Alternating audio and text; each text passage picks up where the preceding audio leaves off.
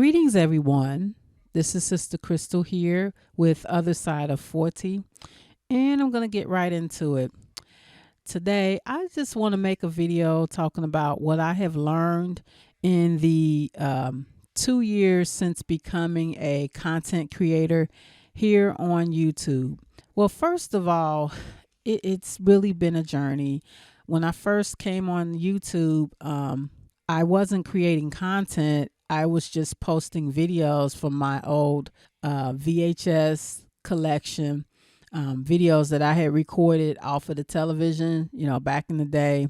And that's it. I just wanted to share that with people. After getting copyright striked to the point where my channel was almost taken down, I decided to create another hip hop channel, which was Let's Talk Classic Hip Hop.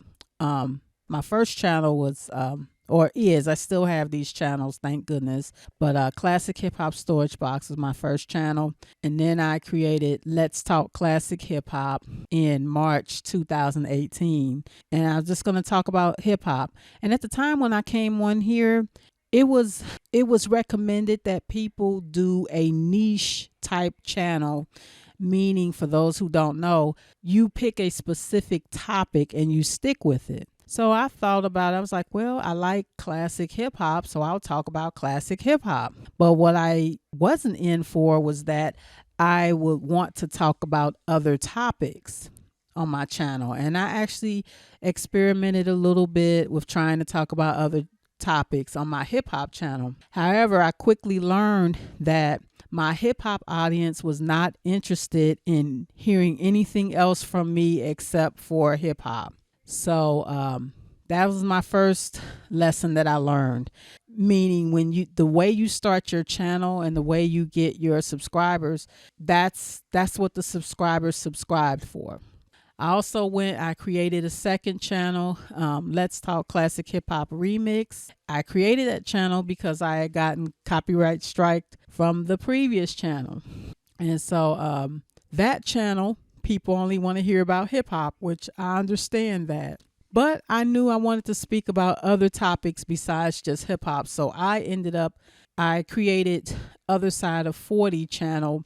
I created Other Side of 40 so I could talk about other topics. Another lesson I learned, well, I wouldn't say a lesson, but one of the things I've found out is from my multiple channels, I have very little overlap.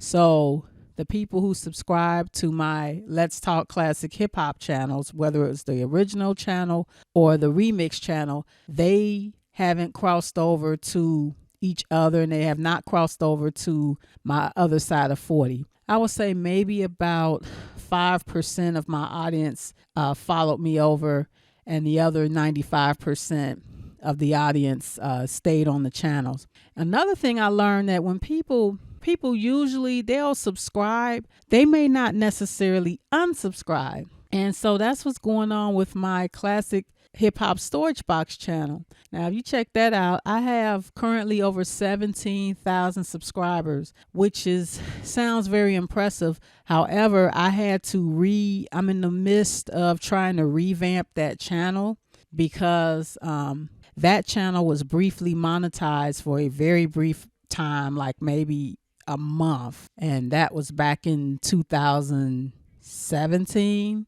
So it was a long time ago. And what I learned is it's very difficult.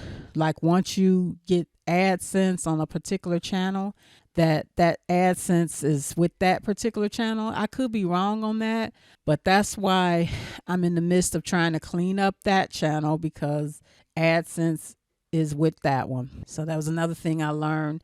And the most important thing I've learned through all of this is slow and steady wins the race. And I can sit here and say that even though I'm on a channel now, none of my channels are monetized, and that's fine.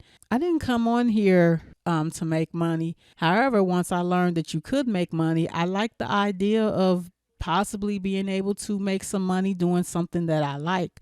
I'm just in the middle of, I guess, trying to strike a balance between what I like and what people want. And that is kind of a tricky, kind of a slippery slope, because I know that, yeah, you have to be inspired and everything, but if people aren't interested in what you're doing, it really doesn't matter. So and one of the main things I've learned on here is about the YouTube algorithm. The algorithm is so strong. It follows your channel based on the channels that you are subscribed to and channels that you watch. One thing that I'm realizing that's going on with this current channel, Other Side of 40, is I was just getting so frustrated with my Other Side of 40 channel. I poured my heart into this channel and I was getting frustrated about why isn't my channel growing? And then come to find out, part of the reason why this channel is not growing the way I'd like to see it grow is because of and I'm not blaming them, but the channels that I typically watch and many of the channels that I was subscribed to are part of the quote unquote beefing sector. Okay. And while I don't do beefing sector videos, and I don't even do commentary on the videos, the fact that I watch those videos, the fact that I was even subscribed to a lot of the quote unquote beef sector channels, it put my channel into, I believe, it's putting my channel into this portal as if my channel is also a beefing channel, even though the topics that I talked about is nothing about the YouTube streets or whatever. And full disclosure, I had a lot of videos on here talking about relationships, talking about the job market and everything. And I put those on private because the people at the time that I had on there, and those videos, they were live streams. And the people that were coming over and so-called supporting, some of those they no longer support, but I'm shouting them out and everything. And now that the people are gone, and one of them blocked me and I blocked them back and I blocked the other people. Okay, I'm getting into something else. But the point is, now I have my chat with nobody in it and I'm shouting these people out and it just looks so crazy. So I was like, you know what? I'm just going to put those on private and start over. So that's what I'm trying to do. Honestly, is it worth me keep struggling with the channel that's in the beef sector portal, even though I'm not doing beef sector videos? If you subscribe to a lot of those channels, but you don't do that type of content, just know it's going to be that much more difficult for you to get your channel out of that, because the algorithm says you're just like them because they consider you supporting that type of content. And so I'm not discouraging anyone from watching that beef sector type stuff, but I am learning that unknowingly, I would say, has hurt my channel, the fact that I watch that stuff. So just to sum it up, if you decide, and I'm speaking to myself too, if you decide you want to do this and make money from it, really look at it as a business. And if you look at it as a business, a lot of things you won't do anymore. You wouldn't want to go beefing back and forth with someone because that can mess up your brand. That won't look good for advertisers and sponsors and all that kind of stuff. So you want to